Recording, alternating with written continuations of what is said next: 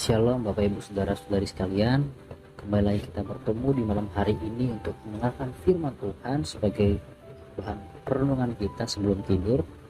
Renungan pada malam hari ini bertemakan dia yang tidak berdosa menjadi berdosa. Ayatnya diambil dari 2 Korintus 5 ayat yang ke-21 yang berbunyi, dia yang tidak mengenal dosa telah dibuatnya menjadi dosa karena kita, supaya dalam dia kita dibenarkan oleh Allah. Nah, ayat ini sebenarnya secara umumnya menggarisbawahi bahwa Kristus yang tidak berdosa telah dikorbankan untuk menanggung dosa-dosa kita, sehingga kita dapat dibenarkan di hadapan Allah. Sesimpel itu sebenarnya. Tapi apa yang dilakukan oleh Kristus, rencananya Allah itu tidak sesimpel itu. Sebenarnya cukup kompleks ketika manusia yang berdosa, yang melakukan dosa, tapi harus ada yang menggantikan hukuman tersebut gitu. Karena Allah terlalu sayang sama kita sehingga kita ini gak boleh jauh dari dia gitu. That's why Allah mengirim anak yang tunggal Yesus Kristus sebagai persembahan yang kudus, sehingga kita didamaikan dari dosa agar kita dapat terhubung dengan Allah gitu.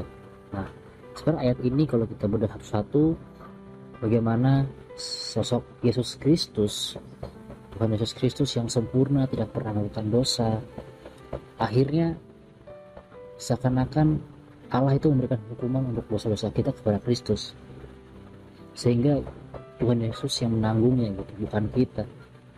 Dan itu karena kita gitu, karena kita yang melakukan dosa, harusnya kita yang menerima hukuman tersebut. Tapi karena Allah sangat mengasihi kita dan Ia ingin benar-benar kita dibebaskan, maka Ia mengirimkan Kristus anaknya yang tunggal. Nah, karena tidak ada jalan lain agar kita bisa dibenarkan di hadapan Allah, hanya Kristus yang bisa membuat kita dibenarkan di hadapan Allah. Nah, ayat ini menjelaskan bahwa keselamatan kita adalah karena kasih karunia Allah yang dinyatakan melalui pengorbanan Yesus Kristus. Kristus itu menjadi penggantinya kita, sehingga kita dapat dibenarkan oleh Allah. Kita dapat menjadi ciptaan baru dalam Kristus, hidup sesuai dengan kehendak Allah.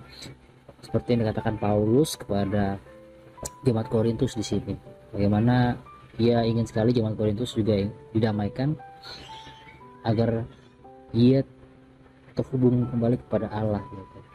Nah, ayat ini menekankan bahwa keselamatan itu adalah hadiah dari Allah, bukan karena perbuatan kita sendiri. Itu perlu kita pahami. Kebenaran yang disebut dalam ayat ini juga bukan sekedar kebenaran hukum, tapi juga kebenaran yang nyata dalam kehidupan sehari-hari sebagai ciptaan yang baru. Nah, sebagai ciptaan yang baru kita ngapain seperti itu? Kita harus memikirkan apa yang ada di atas, yang bukan yang ada di dunia ini. Kalau kita merasa bahwa kita sudah ciptaan baru, maka dari itu kita nyatakan dengan perbuatan kita gitu.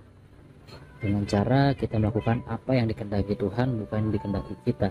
Nah, kita dapat hidup dalam kebenaran Allah jika kita tetap tinggal di dalam Kristus. Kalau kita tinggal di luar Kristus, kita tidak bisa hidup dalam kebenaran Allah itu dan menjadi ciptaan yang baru. Itu artinya kita masih ciptaan yang lama, manusia lama. Amin.